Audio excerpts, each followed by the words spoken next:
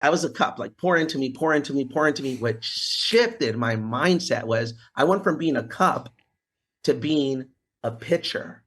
What do I mean? When I got poured into, it wasn't for me, it's for I can pour into people. My mindset shifted. It wasn't help me for I can pour into others. And the more I pour into myself, the more I can pour into others. I went from being independent, just thinking about sales, doing things for myself to like leadership. And it changed everything for me.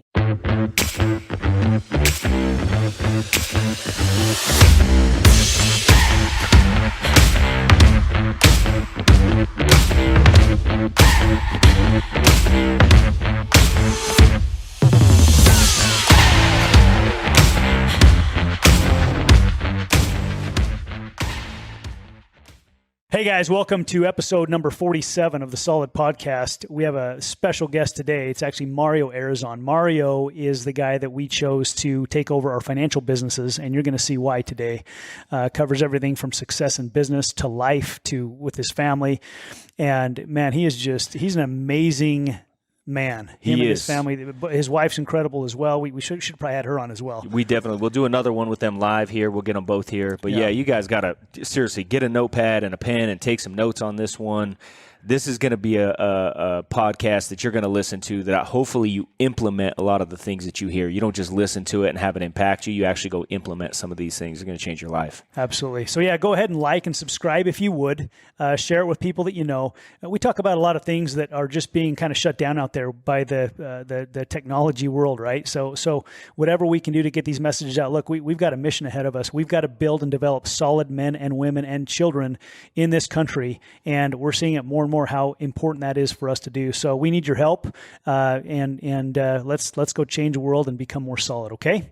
Have a great one, guys. See ya. Thanks for coming on with us today, buddy. We really appreciate it. For those that are listening in on our podcast today, we've got Mario Arrizon, and he is actually, man, he's a winner. He's a stud. He actually is the one that bought both Jeff and I's financial agencies.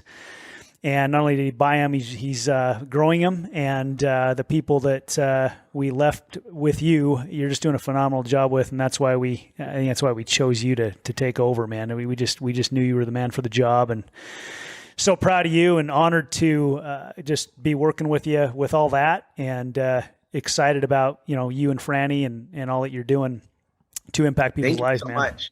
Yeah. Thank you so much. It's a huge honor. It's so cool. They talk about, you see things on Instagram and on social media, like, hey, work so hard into, your idols become your rivals. And I thought that was so dumb. To me, I'm like, work so hard that your idols become your friends. Yeah. And that was my goal. Like, I wanted to work so hard that Jeff Filstad one day knew who I was, that Brandon Neal one day knew who I was. And not only we become friends, and that's what happened. And it's the biggest honor of my life because you guys changed my life. Your example, not just in business, but how you carry yourself, how you treat other people. A lot of these people that don't know you, I know you. Like, I followed you guys. I studied you guys, just like Kobe Bryant copied Michael Jordan. To me, you guys were my Michael Jordan. Like, I copied everything, how you guys talk, how like your trainings, like anything I can get. Like, I was your biggest student. It wasn't even your team. I was your biggest student. And I mean that, I don't mean that in a disrespectful way to your team, but I just seen like, man, these are the men that I want to copy. And thank you for your example. I mean that from the bottom of my heart. Like, you changed my life. I am the leader that I am today because I followed great examples like this podcast, like you guys do. A lot of people talk a good game. I seen it before I met you guys, that you guys are solid men of God, solid men, like as husbands, as leaders, and dude, as friends. Like, you guys have always treated me so darn well. And I'm like, man, I learned so much. And I'm not kissing your butt, dude. Like, I don't need to do that. People don't understand that, dude. What you guys share, you guys are the real deal. People talk a good game. You guys are the real deal.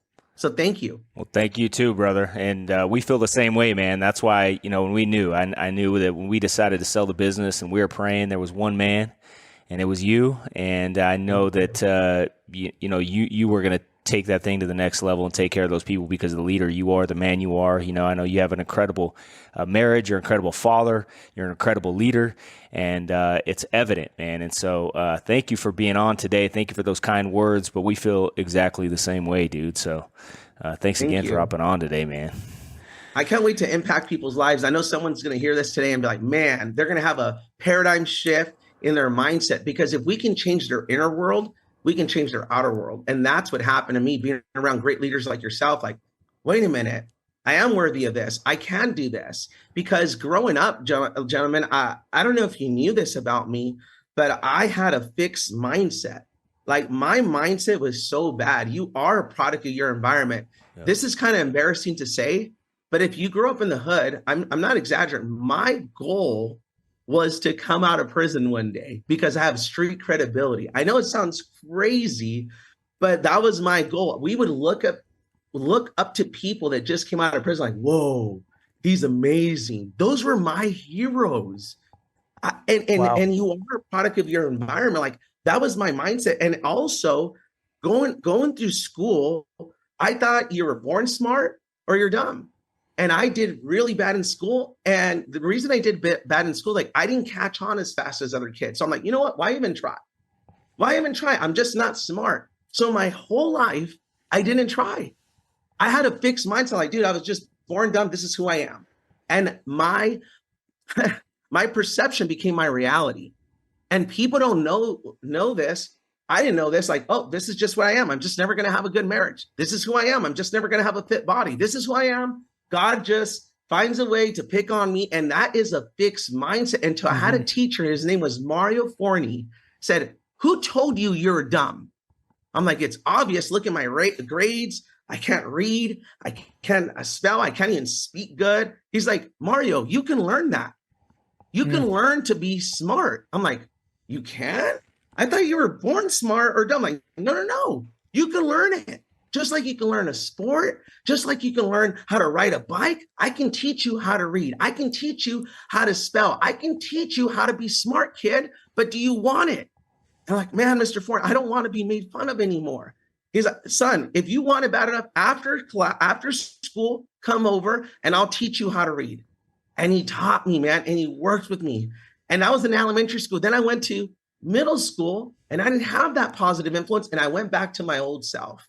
And I said, why even try? Dude, I was a D- student my whole life until I joined this amazing company where there's leaders around you and say, hey, I come from the same background as you and you can grow, you can learn. And it changed my life. I don't like this. I love it. I know why God created me, because there's so many people out there that were thinking like me, that settled, they thought this is their life. And like, Then they meet someone like me. And I changed their world. And there's no price. There's no price for that. Like, man, I can't describe the feeling. And that's why I love what I do. And I'm so honored that you guys trusted me, because I know this is not just your team. This is your family. Like, you passed the baton to me. And I take it very serious. Like, your people are my people. They're my family. And they will tell you, like, I love them, man. And I'm so grateful. And I know there's someone listening here, and they're like, can I learn to be successful? Yes, you can learn. I'm calling Jeff because the last podcast you guys did about how your diet, I'm like, dude, what do I listen to? There's so many things like that. I'm like, whoa, I smell great. You look, Brandon, how great Jeff looks.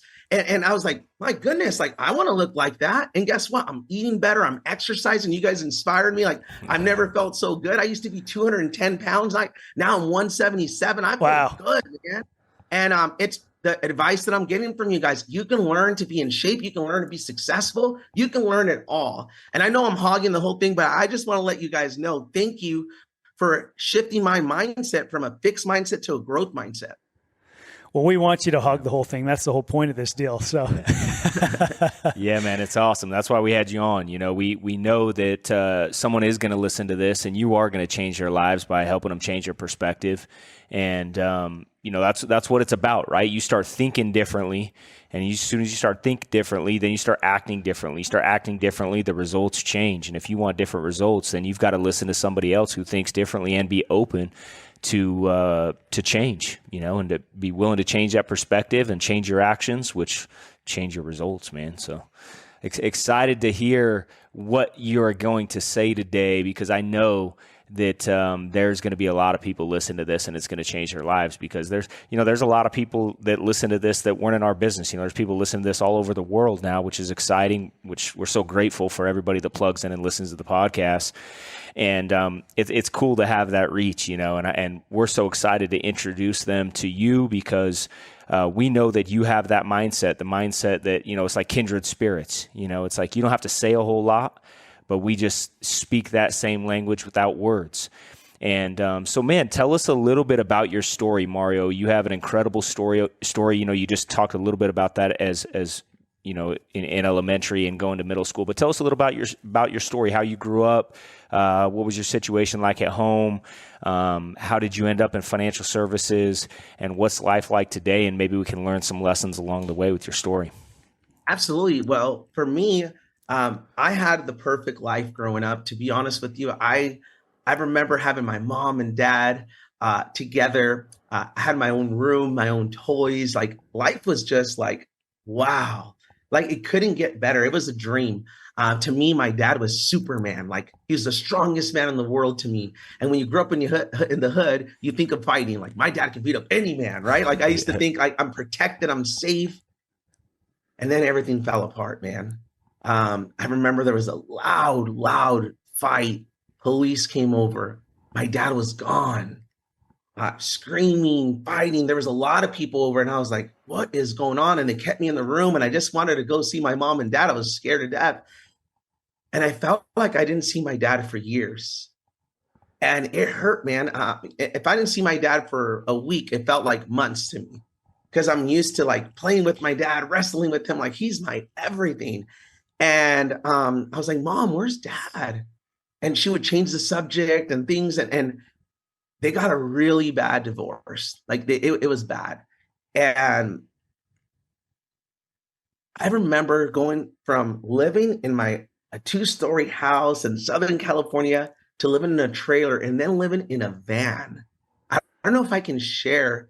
I have an actual picture that I can share, but I would love to share like my actual home at one time. And I'm not saying this to feel sorry for me. Like, no.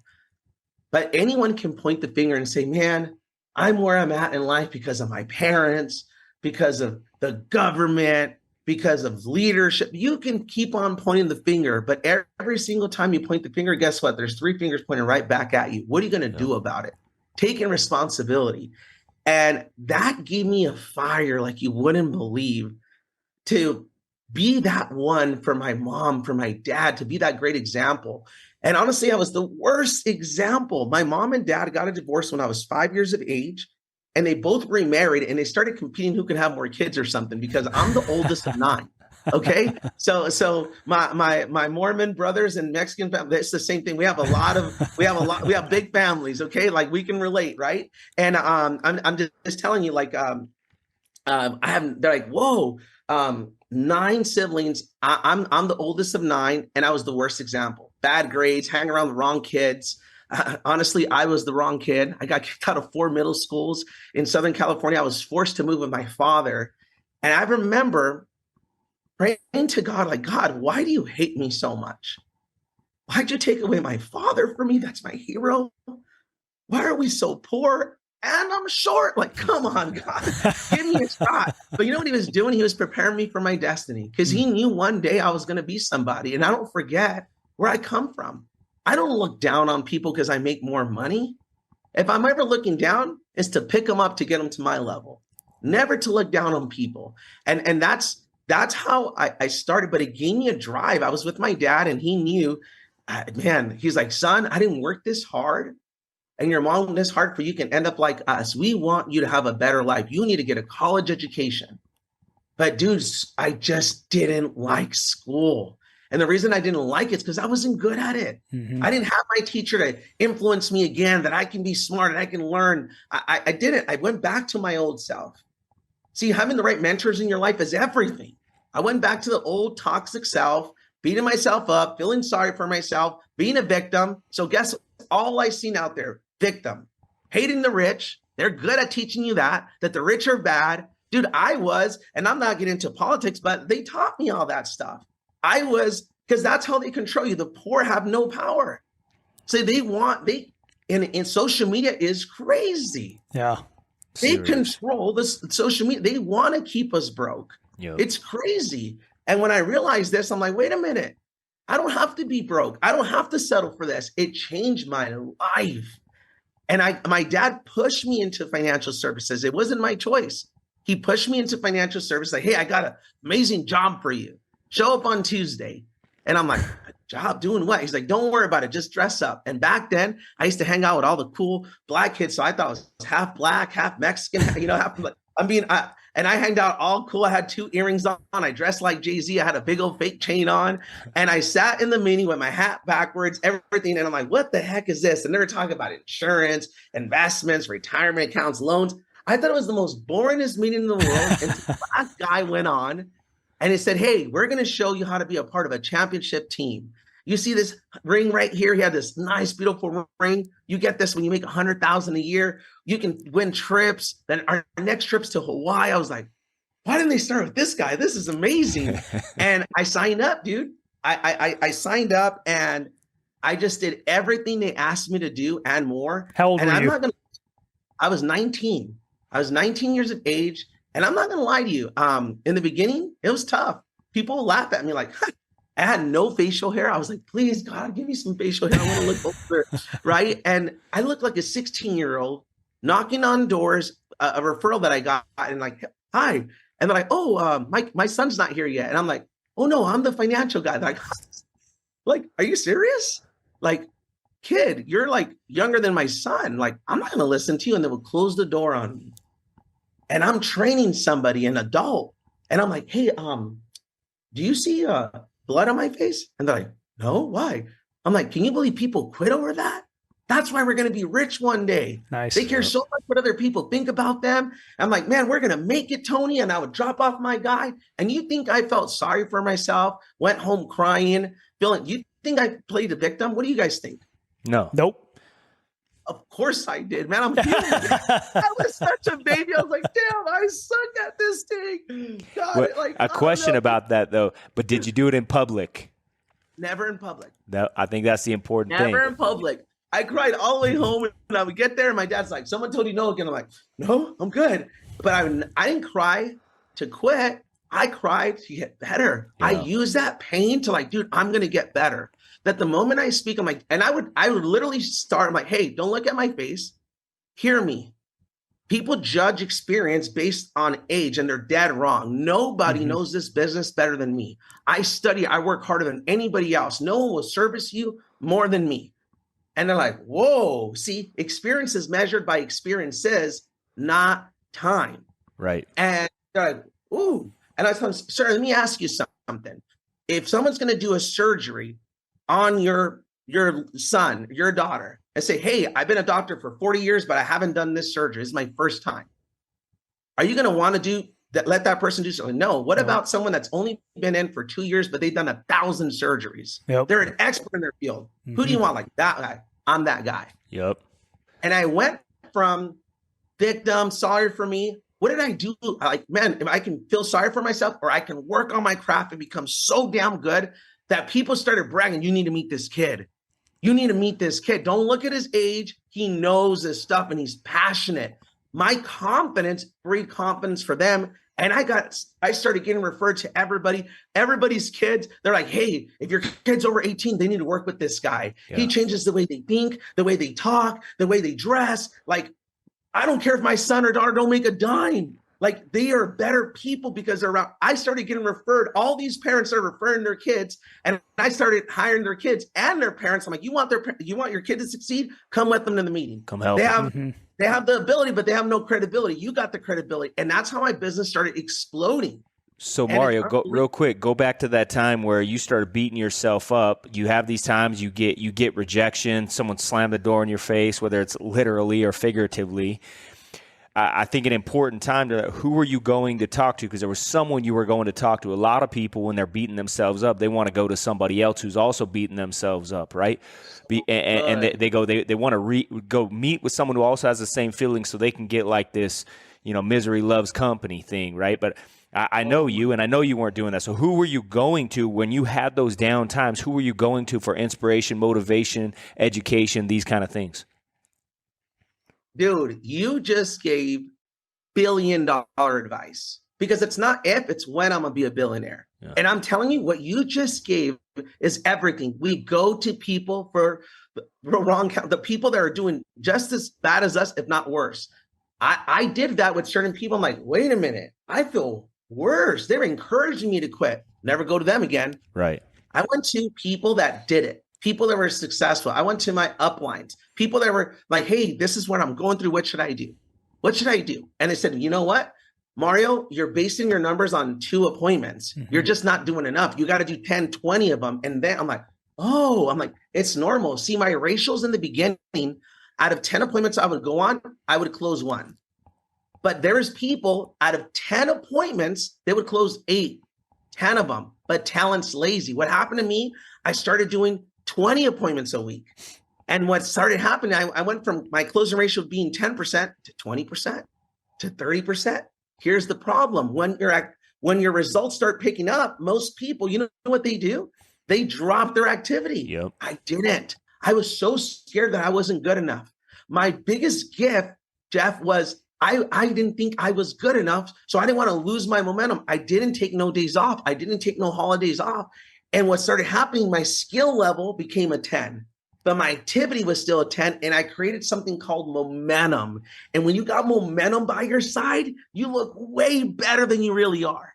And when you don't got momentum, you look way worse than you really are. So that was my edge. People might have been more talented, might have even had more work ethic, but they stop and go. I didn't stop. And that's what separated me from everybody else. My fear pushed me to greatness, because fear can either cause you to paralyze yourself and hide, or like run your butt off like never before. Thank God I responded the right way. So talk a little bit about your early stages in the financial services business. I mean, you're just getting going on that, I know, but I watched you for many years do well. And then I think there was some moments where you really started to just explode and take off. So I love what you just said there. Talent is lazy. That is so true, man. And you were struggling, so to speak, learning that work ethic, learning that persistence, that consistency. And over time, what has happened is now you are like, I mean, people that aren't in that company don't understand this, but you are the top dog in that company. You and your organization are just absolutely dominating. But I know this, Jeff knows this. It's not because of what you did yesterday. It's because of what you did years ago for a long time. So maybe talk about how long did it take to really get your feet under you, start making good money, make $100,000 a year, yep, and then explode. And it's that, you know how they say compete, but don't compare? No, you got to compare. Like, dude, you got to and if they're beating you, that means I just got to do more. Not like, oh, it's not fair, everything happens easy. That's a victim mentality. I'm like, dude, they're beating me because they're outworking me. They're more talented, but I can step up. When I seen people take holidays off, vacations off, and they were not there yet, I said, got them. Mm-hmm. This is my edge, because I knew I was willing to sacrifice a couple of years. And to me, it wasn't sacrifice. Invest a couple of years where I can have a different level of lifestyle. And I know, like, man, this guy's very, very competitive. Yes, I am. I use my competitive drive. I remember, and I want you to understand this, like, guys, I was 4'10" when I was in high school, 4'10". And when we would play basketball, I was the shortest guy, and I would always get picked last, always. And that drive me. It drive me so much that I would practice 3-4 hours a day. A month later, they picked me again last, but we won. And after that, they're like, I would be the first one picked because I had the most grit. I wanted to win more than anyone on the opposite team and even our team. And they're like, dude, he might not be the most talented, but he wants to win better. He's diving for the balls. He's guarding people. Like, he is the guy at every game we win because no one wanted to win more than me. So you can be a victim or you can do something about it. So I applied that in business. I wasn't the most talented. I wasn't the best speaker. I wasn't the most educated. I didn't know the products the most, but I had the most grit. And our team knew, like, whoa, I can't lose with this guy. Like, this guy is going to win or he's going to win. There's no other option. So what happened was 6 years into the business, and I was still only making $100,000 a year. I felt like the biggest loser. Yeah, it's the only place in the world you go make $100,000 a year and still feel like a loser, though. Dude, because you see Jeff, Brandon Neal, Jeff Philstad, their second year making $400,000, and I'm like, dude, these guys are my age. Like, what's wrong with me? Let's just be real here. Like, you guys are such phenomenal leaders that I'm like, you say don't compare yourself, but like, dude, like, what's wrong with me? But you know what happened? Ooh, I'm about to give you some nuggets. I went from pour into me. I was a cup. I wish I was a cup, like pour into me. What shifted my mindset was I went from being a cup to being a pitcher. What do I mean? When I got poured into, it wasn't for me, it's for I can pour into people. My mindset shifted. It wasn't help me for I can pour into others. And the more I pour into myself, the more I can pour into others. I went from being independent, just thinking about sales, doing things for myself, to like leadership. And it changed everything for me. I mean, absolutely everything. When I started self-improving, I didn't self-improve for me. I self-improved for my people. When I was reading, I wasn't reading for me. When I was listening to audios, when I was listening to podcasts, I wasn't listening just for me. I was learning to teach for I can develop other leaders, and everything changed. I started developing leaders, and we quadrupled our income that year. We went from 100 grand to 400 grand. And then we caught some momentum. A year later, we put in the same effort, and I was like, wait a minute, we're still stuck at 400 grand. Like, what? Everything shift. We put the vision out there for our team. Guys, I think we could become the youngest $1 million earners following Brandon Neal's example. And we rallied up with our team, Brandon, and we said, guys, we can do it. We can do it. So the coach had the vision, but we worked behind that vision, and we didn't need everybody to buy in. I had like 13 people that bought in with me and said, we're in, we're going to fight. And we went from 400 grand to 1.3 million in a year and a half. Wow. We shook up the company and our team. Like, how can a team that small do that? Those numbers, momentum, momentum. And that's what, and we kept on growing. And now combined with all of our businesses, we're making well over $5 million a year. It's just unreal. My goal is to make $100,000 a year. There's weeks that I make over $200,000 a week. It is like bananas. What is developing leaders? That's what it is. That's the key. Yeah. And so give us maybe some tips on what are things that you do to develop leaders, because a lot of people, you just said something about becoming a picture. And I think a lot of times what happens is people want to learn, they want to get what they can for themselves and thinking, oh, I want to make some money, I want to make some sales, I want to build a team, I want. But when you become that pitcher like you're talking about, it's like, what can I do? How much better can I be so I can pour into other people? It's that servant mentality. People don't go to the refrigerator unless they're hungry. And if there's nothing in the refrigerator, they're going to go somewhere else. Right? That's why it's so important for you to be full, for you to have that knowledge, that skill set, so you can give to other people. So give us, some of those things that you did that helped you start developing leaders, because that's something we watched you do as well. It's not just you, man. You got a lot of incredible people on your team that have followed your example, that are, and you didn't develop them. They wanted to be more like you, right? Because of what you are pouring into them. And so what are some things that you did to develop leaders? Because I don't care whether you're in financial services, whether you want to bring people closer to Christ, whether you want to build an incredible family, no matter what you're doing, leadership is the key. I mean, we're looking at the failure of leadership in our country today and what it's causing in America. And it's sad, there was this post just recently about all these values. You go back 20 years ago, and the values that people saw that were important in America today, they've gone down by like 60, 70%. And they're all the core values that make America special. And as those values disappear, we also see the erosion of society. But it's no different in business. It's no different in the family. It's no different bringing people closer to Christ. So give us some tips on leadership, man. What are some things that you did to develop great leaders that allowed you to create that incredible momentum? Because there's a lot of people on your team as well that are doing everything they should, but for some reason they're not having this breakthrough, and it's because they're not developing leaders. And I believe it's because they're what you just talked about. They were the cup and not the pitcher, which comes from a selfless perspective in order to become that person. I'm getting so much value out of this. I'm sorry, Jeff. I'm just so grateful. I know I'm here to pour into others, but I that's what I love about you guys. There's not a time that I don't talk to you, Jeff. I don't talk to you, Brandon, and that you sharpen me. That's why I know it's super selfish, but I love that you guys are my friends. I consider you guys family. And because every time I'm around you sharpen me, I'm like, dude, I'm looking down. I apologize because I'm taking notes. I'm like, damn, that is so good. I can't wait to share with my team what you just shared with me. And yes, here's the key. I'm about to give some gold right now. This is it. I have the privilege and the honor to be on John Maxwell's advisory board. We're one of his advisors, and it's a huge honor. It was a blessing, and we got to do that for 2 years with him. And John Maxwell, he's like Forbes ranked #1 developer of leaders, like systems, everything for the last decade, like unbelievable leader of the decade. They just give him that award. And one of the biggest things is first, you need to learn how to develop the leader within you. This is so important to develop leaders because no one's going to follow someone that's not a leader. And it's the basic principles like showing up early, leaving late. Like, really? What does that have to do? Most people think like, well, I'll be committed once I have a team. Wrong.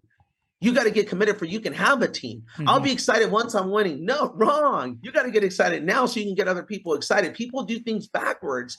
And the first level, the lowest level of leadership is positional leadership.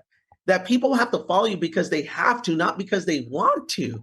And you get the least out of people when they have to follow you. Like you're just their supervisor. You're just their district leader. They have to listen to you. But you get the most out of your people when they want to follow you. When you build that relationship, when they see like, my goals matter to my leader.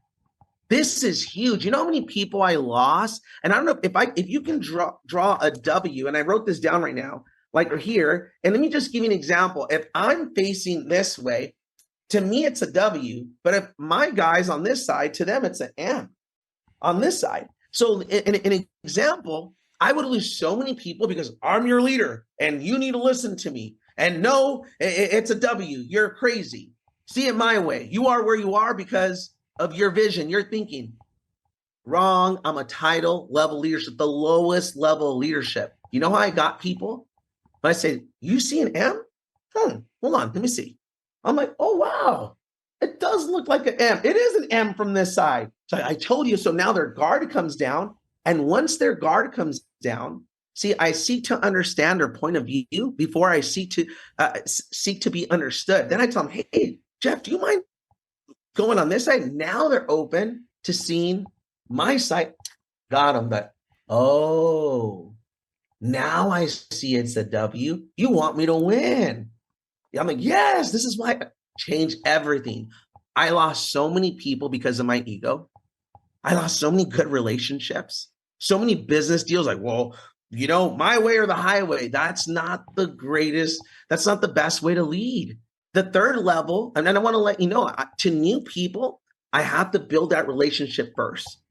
So there's 5 levels of leadership. 1 is position leadership. 2 is permission leadership. 3 is production leadership. This is now that people follow you because of what you've done for the organization. You have a track record. Number 4 is reproduction. Like, what have you done with them? Like, you develop them to be a better husband, a better wife, a better leader. So now people follow you because you made them better. That's number 4. And the top one is a pinnacle leadership. They respect you. People follow you because of who you are and what you represent. So with new people, I don't talk to them as tough because I'm not at that level of leadership. They don't care that I make millions of dollars of what I've done. I'm still at level 1. I have to earn that with building a relationship. We lose a lot of good people because they start treating them a certain way and holding them accountable, and they're still at level 1. They got to build up their leadership where they can coach them to go to the next level. See, with my vice presidents, brokers, I'm at least a 3 or above with them. So what I do, I'm a little bit more aggressive, a little bit more tough because I have that permission from them. With new people, I'm not. I have to build that up. And the problem is we lose a lot of good people because they forget they have to earn that levels of leadership with that individual. And here's the problem when you become a pinnacle leader or a people development leader, that you're already there, level 4 or 5, we forget the most important one. 2, you got to keep that relationship. Jeff, let's say you're in my business and something happened with your son, and I'm just calling, hey, where you at, man? Where's your numbers? And you're like, dude, I'm just a number to this guy. Mm-hmm. Yep. Like, dude, he didn't even ask how my son's doing. Mm-hmm. As soon as somebody offers you a higher contract or something else that's shining, you're gone. Mm-hmm. You're gone because you're just a number to me. But if I'm like, hey, Jeff, hey, coach, my numbers are not, I'm like, hey, dude, I'm not calling about that, dude. How's your son? I think what you just said right there is so important, Mario, because if money was the most important thing in the world, everybody would be a billionaire. Humans are smart, they're creative, they're all hardworking. We've watched it, but it's about what somebody believes in, what they're willing to stand for, and what is important to them. And if you can figure that out, then you have the ability and the trust and the compassion that they'll allow you to lead them, right? Wow. Yes. Hey, Mario, I got two questions for you. One, how does somebody get started and build up their confidence and belief? And then as they do that and they start to have success because they've actually done that, how do they keep themselves hungry and humble, but also, keep the confidence going? Wow. Such a great question. Everybody needs what I'm about to explain. This is everything. I want you to understand that I come from a background that I had no confidence in myself. Why? Why do people not have confidence in themselves? Because they keep on lying to others, but worse, to themselves. They say they're going to do something and they don't even keep their word to themselves.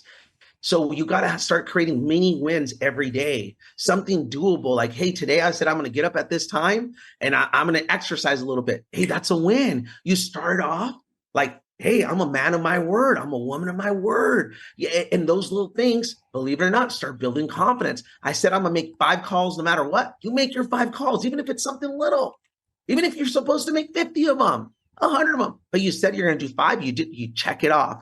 It starts building confidence. I said, I'm going to read just a page today. I'm self-improving. Man, you stay consistent enough, you start building confidence. Those little things, those little wins end up happening. Man, you start winning your week. You start winning your month. Before you know it, you start winning your year. Before you know it, you're a winner. Those little things might be like, they're so significant. It changes everything. What happens is, let's say you made a decision. Let's say you're out of shape. And you say, that's it. I'm gonna get in shape. And you cut off all bad food, all soda, all alcohol. You go to the gym every day. You know what's gonna happen? It's too much of a drastic change that you revert. You start little by little, like, hey, you know what? I'm just gonna not drink my calories no more. I'm gonna drink water. That's a win. You start feeling so good. Like, hey, you know what? I'm gonna start eating better. Little by little. Take step by steps. Now, don't get me wrong. If a doctor tells you, hey, if you don't lose weight, you're going to die. Well, that's something so drastic, so painful that it forces you to change. Mm-hmm. But some people don't have enough pain to change. Right. See, to me, not changing hurts so bad because I see my mom still struggling. I see my dad still struggling. My mom had me, Brandon, when she was 15 years of age, and they told her, hey, Mary Lou, you have rights. You should have an abortion. Hey, Mary Lou, and if you do have that son, guess what? You should give him up for adoption. See, there's a big difference between a good plan and a God plan. Amen. See, a good plan will give you good results. A God plan will give you godly results. Thank God my mom didn't get in the way of God's plan and gave me birth and raised me. And I got to retire my mom when she turned 52 years of age. My mom don't have to worry about money no more, because she chose to follow God's plan. Was it tough? Absolutely. But we got to stop getting in God's way. We're stopping our own blessings. We think that we're not good enough to follow him. Mm-hmm. We think that we're not worthy. And guys, that's a lie from the pit of hell. And I'm not trying to get religious. I was blocking my own blessings because I didn't think I was good enough. to have a good relationship, to be financially set. Guys, we are our worst enemy. We really are. And once you realize like, whoa, I'm being negative. I need to be around positive people, positive. It changed everything. That's why leadership is everything. Environment is everything. Man, when there's a big conference, I tell our guys, you don't just need to bring your people there. You need to be there for yourself because you need to renew yourself. It's crazy. And if you notice this, my energy, your energy introduces you before you can introduce yourself. People that are hearing this, even if they're just like, Dave, that guy's fired up. I'm intentional about that. It's not by accident. So that's what I did. I'm intentional about building my confidence and building my people's confidence. How do I keep it up? Mario, sorry, go ahead. No, tell me. Well, I was just going to say, just as you're talking here, what I love about you, there's a scripture that says, where much is given, much is required. One of my favorite scriptures. And what I love about what you're talking about here, and just the kind of person you are, you live that, you believe that. You talk about your energy. It's because you believe in your core. And this is why I'm so glad we chose you to take over our agencies, because I wanted our people to be with somebody who live that way, where much is given, much is required. And it's just that I believe that's one of the biggest reasons why you've got such a great energy about you, because you believe that. And I would assume that's how you keep going. You know that you've been blessed, and you're going to give more because you've been blessed. Absolutely. I believe that God's most precious creation is his people. And I don't take that lightly. When my God has trusted me to lead these people to another level. And man, that's why I grow the way I grow.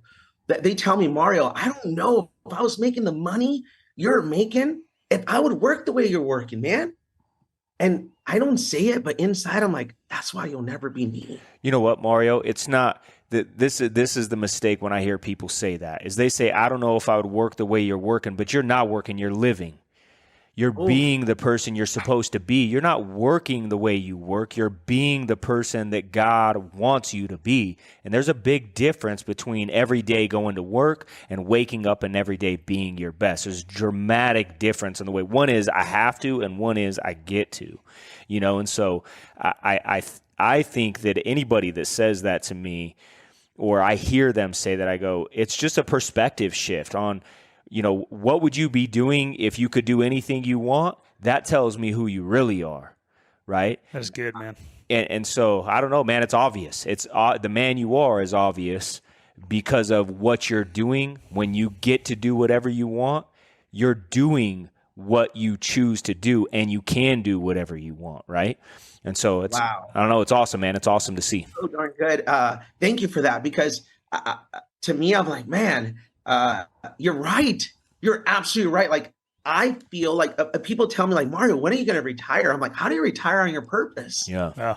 Like, I really believe, I feel it in my core that God put me here for me to serve, to impact. Like I turn like, dude, I can be tired and I'm talking about leadership. I'm talking about people development. I know I'm going to touch someone's heart that's listening to this. I know their whole life is going to change. Like, man, that's me, that they can connect with something and boom, their life changes. That fires me up because someone did that for me. Yep. And that's why I can't stop. I feel that I'm here to serve. Like, I'm fulfilling my purpose. And you're absolutely right, Jeff. Like, you're absolutely right. I feel that way. Hey, what do you do, Mario? I mean, the world's crazy out there right now. And so you, as the leader of the ship, and your frontline leaders, I mean, maybe you can, I don't know how many frontline leaders you have right now you consider your frontline, but what do you all do to keep your team focused in a crazy environment out there where there's fear being posted everywhere? Oh man, this is going to happen, that's going to happen. What do you do to keep your team focused on what they can control and keep them moving forward, regardless of what happens on the outside? Great question. There's never been a greater time for leadership. Our country needs leadership right now. I'm sorry, I'm not getting into but like, we have the worst leadership right now. Yep. And I love this country. I would die for my country.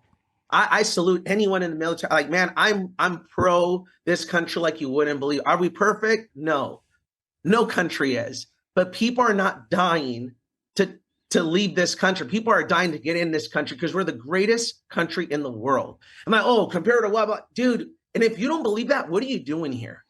Get out of here. Like you like that dictatorship? Like go to Venezuela, go to Cuba, go to one of these, like go for it. If you want that, go to Russia. No one's keeping you here. Right. I can't stand that. People just want to complain and point the finger and they do nothing about it. I'm sorry. And I'm not trying to get political, but dude, I thought like them. So I don't blame them because I got raised that way. You know, our teachers tell us to vote a certain way for control. They're taught a certain way. There's a teacher in my city that got fired because she stood up to protect her little girls because this teenager kid said, I identify myself as a woman today, and I'm going to go in the girls' locker room. And she said, no, you're not. No, you're not. She was protecting our little girls, and she got fired. Like, oh, that's religious. If he identifies as a woman, you need to let him in. Like, what is going on? You know what I did? I got my kids out of public schools. There's no way. My little boy was playing a video game, and a commercial comes out. Hey, are you gay? You want to find out? I'm like, what? Yeah, dude, I'm not against that. I have family but don't push that on my children. Right. Even don't push sex on my children. Even if you're straight, my kids are 8 and 11. Right. Like they don't need to be known. If they want to learn about that stuff, they're going to learn from their daddy and their mama, not from like, what is going on with this world today? So for me, it motivates me. And I know we're going to get some backlash on this, but man, don't like, I'm just being real with you. Like, that's not okay. When is that okay? Yep. You know what I mean? Like, to me, that's crazy. But man, our country needs leadership like never before. My team, it's never been a better opportunity for leadership than right now because everyone's cowering. Everyone's just, you want to be politically correct. Like, heck no. We want to look at the end of the day, it's not about Republican. It's not about Democrat. It's what is God's word? At the end of the day, when I see God, did you follow my word? Am I perfect? No, but it's not about this. Like I'm going to follow God's word. And it's never been easier to be a leader than it is right now because everyone's scared to be a leader. So right now I'm shining bright. People are flocking to me left and right because I stand for what's right. Am I perfect? Far from it. But I follow God's word. I'm on this kick right now, just about being the storm, right? There's a storm out there. No, go be the storm, right? And that's what we got to be right now. And that's what you're doing. That's what you're doing with your team. You're doing with your family. And I'd like to hear a little bit about your family because you got a beautiful wife, great kids. You're doing a great thing for your extended family. Your brothers in business with you. Your dad. I think your dad's been involved with various things. Just maybe talk about some of that stuff. Because you live. Again, this is a solid podcast. You live a solid life in all areas. Yeah, you're not just making a ton of money, but you've got your priorities in line. It's obvious. We've heard you talk about Christ and God multiple times. But yeah, you got an incredible business, but you also have an incredible family. And I would love to hear about that as well. My wife is intentional about being beautiful. To me, and I'm not just saying this, she's not even listening. I'm just, hopefully she listens to it, right? But I'm just being real. Like, I love that my wife works out. I love that my wife is more attractive today than 15 years ago. I'm like, whoa, like I look at her, I'm like, that's my wife. I love that. She motivates me to be in better shape because I want to be attractive for her also. I want her to look at me like, that's my husband. I love that. I'm being 100%. We're intentional about being a great couple. We have a greater marriage today. We're more attracted to each other more today than 15 years ago. Why? Because we're intentional about it. I'm intentional about being a great father. I'm intentional about being a great son. I'm intentional about being a great brother. I'm intentional about being a great leader. Things don't happen by accident. You have to be intentional. So that's what we do. What is intentional, Mario? Because a lot of people hear that and they go, well, yeah, I'm a great husband too. I mean, I make money. Isn't that good enough? Or I'm a great father too. I paid for cleats. What is intentional? Because I watch you do these things, Mario. I watch you make people feel special. I watch you. It doesn't matter whether it's your sons at a baseball game. It doesn't matter if it's with your wife and you're maybe out of town and you send her something. Maybe it's just flowers and a card. I watch you do these things that are intentional living. They're not easy. You're already busy. You've got a lot going on. But when you say intentional, give us some circumstances. What are some things we can do as men? What are some things we can do as fathers? What are some things we can do as brothers to be intentional and make those people know that we are intentional about being better? We are intentional about being better husbands, fathers, brothers. Wow. I'm about to drop some gems. Ask, don't assume. I sit down with my wife. I'm like, what will make you feel loved? And it's not buying her a brand new car, even though she's grateful. You know what she says?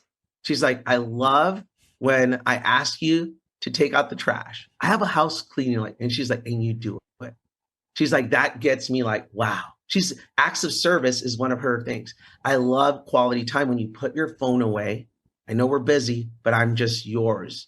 I love that you're a great father when you go out of the way to make our boys feel like. She's like, that just gets me. I'm like, so I'm intentional flirting with my wife. I'm like, babe, I'm taking out the trash, right? Like I'm intentional about it. And she laughs, but like, I want her to feel special. I have someone that does that, but if that makes her feel loved, dude, to me, acts. Before it was just physical touch.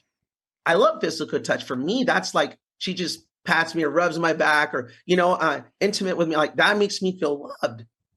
But words of affirmation, you're an amazing husband, you're an amazing father. Like that to me, I'm like, I'm doing my job. So I asked my wife, what will make her feel loved? I asked my boys, what will make me the greatest father? Dad, you're ready. No, what is it? I love when you practice with us, Dad, just spending time and when you give us like lessons about life and coaching, like I love that, Dad. I'm like, great. I'm intentional about that. I asked my dad, how can I be a better son? And he's like, son, you're ready to go. I'm like, no, Dad, what can I do? Like, son, it'll be great that once in a while we just go to dinner together or you just come up. I'm like, you got to ask. Don't assume just because I take care of my mom, just because I take care of my dad, doesn't mean just financially. I'm supposed to do that as a man. As a father, I'm supposed to provide, protect, and identify. What does provide? Obviously, provide financially, protect. I'm their protector, but identify that my wife, I make her feel sexy. I make her feel beautiful. To my boys, that I raise them to be great men. I need to identify them like, you are a great man. This is how you respond. That's my job as a father. So I'm intentional about that. So I ask and I read and I listen. If I'm lacking in an area, there's nothing new under the sun. Someone's been there, done that. Mm-hmm. If you're lacking in an area, read about it, Google it, chat GPT. My goodness. Like, hey, how can I do? It is unbelievable. Everything's out there. It's just, we're not resourceful. That's when it happens. Like, well, I am a great husband. No, you have a fixed mindset. There's a difference between a fixed mindset and a growth mindset. Fixed mindset will give you a mediocre life. A growth mindset will give you an unbelievable life. I have a growth mindset in every area of my life. And the areas that I don't, I have the people around me, like my brothers, Brandon and Jeff, that say, hey, Mario, I think you should work on. Thank you. That's a real brother. And guess what? Now I'm intentional there. Guys, no one's perfect. There's going to be some flaws in everybody. But if you have the right circle around you that will identify certain areas where you're hurting, man, you're unstoppable. That's why you got to be very careful. Who are the 5 people that are around you the most? Who are you listening to? Because that would determine your future. It's so important. If everybody around me in the beginning, Jeff, was all my friends like, dude, we're young. Let's party. We can do that when we're older. Dude, I would have been just like them. Mm-hmm. Yep. To me, I identified people I wanted to have their marriage. My uplines and mentors are Susan and Art Karam. They've been married for 35 years. I want to have their marriage. Yeah. So I listen to them when marriage advice, right? So I associate with people like that give me great advice and it changes my life. Mara, it's been so good, man. We really appreciate your time. We know you are a super busy man. How many agents do you have right now? 6,000 and growing. 6,000 agents. How many RVPs? How many brokers? 145 regional vice president, 145 offices nationwide. And we're growing, man. Like the best days, I believe in my heart that we'll have 100,000 representatives, thousands of regional vice presidents. That's what I'm talking about, man. I'm cheering you on. I appreciate that. This is just the beginning. I believe in everything in me. And I want to let you guys know, everyone listening to the podcast, these guys are the real deal.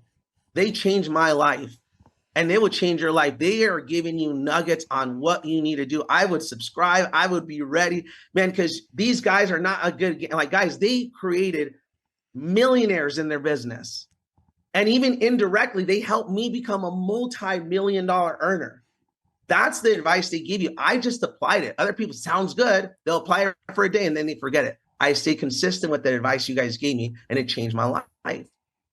Well, thank you, brother. I appreciate that, man. And same thing. I know you've done it. You've inspired us as well. We constantly say it, and that's why we're so excited to have you on, man. And you are family to us as well. And your wife and I have the same birthday. She's my Gemini sister. And Yep. But we love you guys, and anything we can do, man, we're always here for you. And you just inspiring the masses, dude. And we need more men like you in this world. And I know there's great men like you because of great women like Franny, and the impact you guys are making in your community in California. Lord knows that California definitely needs more leaders like you and your wife. And so thank you, man, for your example, for getting on here with us today. And hey, if somebody wants to reach out to you, if they want to contact you, if they want to work with you, if they want to get mentored by you, how does somebody contact you? How does somebody reach you? What's the best way? Oh, thank you for that. Yeah, they can. My name, Mario Arrizon, Arrizon. I have that on my Instagram. I have a bio link there. They can contact me. My contact information's there on Instagram. And man, I have a business number, 909-732-3721. They can send a text message there, and one of my teams will reach out to them and help them out. And I'm about to go really hard on mentoring and helping out. Like, I'm not doing it for me. Like, I can make more. I want to create more impact. And I want to end with this. I got an honor. I want to let you guys know something that, man, someone can do for their family. I got the honor to give my dad his dream car, and he was crying, like, and I'm like, my grandfather passed away. My dad didn't cry this much. I'm like, what's going on? Like, he can afford the car. If I bought him a brand new Stingray. I'm like, Dad, it was beautiful seeing you that way. I'm like, what happened? He's like, son, the following week, he's like, he stopped the party, because Hispanics have parties every freaking weekend. He stopped the party. He's like, guys, I want to say something. I can die today, and I'm the happiest, most blessed man in this world. I can die today. I'm so grateful. And we're like, wow. I'm like, dang, Dad, you really like the car? He's like, no, it's not the car, son. You gave me my eulogy in front of my family and friends while I was alive. See, people talk really good about people once they're dead. And he's like, for what? He's like, you did it in front of my family and friends, and the way you honored me, you talked about me. He's like, son, I'm the most, and he started crying. He's like, I'm the most blessed man in the world. Thank you for being the greatest son for us and being an example for your rest of your brothers and sisters, that they can do something. But thank you for who you are to me and how you made me feel. So if you're blessed to still have your parents around or someone that touched your life, don't do it one-on-one. Do it publicly and let them know how they changed your life. What a great gift as a father, man, to have his son feel that way. Man, that's awesome, dude. Incredible. You are a stud, bro. You're changing lives. You're making a positive impact. You are the definition of living a solid life, dude. I'm proud to call you my friend and my brother. And thank you so much for hopping on today. Same here, buddy. Thank you so much. We love you. Love you too, man. Such a pleasure. All right, buddy. Brother. Go kick some butt. Thanks again, man. Give your family our love. We'll see you. Thank you, my brothers. All right. God bless.